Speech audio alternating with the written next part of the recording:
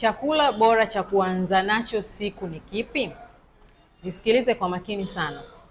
Breakfast ndio chakula bora na muhimu sana kwa mtu ambaye anapungua uzito. Unaweza ukaanza siku yako kwa kupata uji wa oats, unaweza ukapata mayai mawili pamoja na parachichi, au unaweza kutafuta protein pamoja na healthy fat ambayo itakusaidia sana kuweza kuchoma mafuta kwa haraka na itakusaidia muda mwingi kuweza kujisikia umeshiba.